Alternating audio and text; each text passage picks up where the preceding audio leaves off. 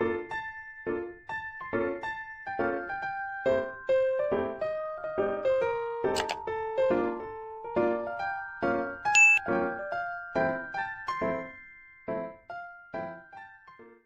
hi guys! Welcome back to my channel. So, for today's video guys, gagawa tayo ng isang dessert. At ito ay ang mango sago't gulaman. So, alam naman natin lahat, marunong naman tayo lahat gumawa ng ganito. So, gumawa lang ako ng aking video. So, ito siya guys. Ang aking gulaman, shredded na siya. See? Para siyang buko shredded guys. Ayan. So, gulaman ito guys. White gulaman. And flavored. So, ayan siya. Shredded. And then, syempre, ang ating bida. Ang ating mango. So, naka-cubes na siya, guys. And then, ang ating napaka-colorful na sago.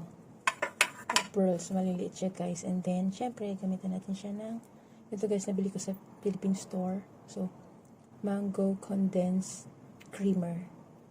So, ito yung ginamit ko, guys, kasi may ano na siya. O, diba? So, let's start, guys! So, higyan na natin ang ating mangga.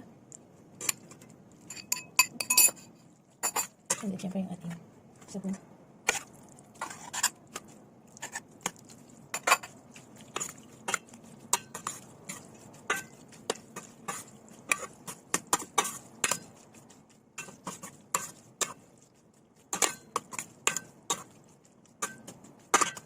Guys, and then, almost na ang ating milk. See? Guys, dahil mango yung flavor ng condensed, kaya uli yellow din siya.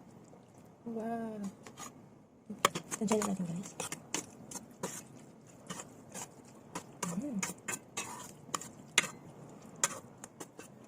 So, ito na ang ating finished product, guys, ng mango sago't gulaman. So, ayan siya, guys. So, that's all for today. Thank you for watching, and God bless!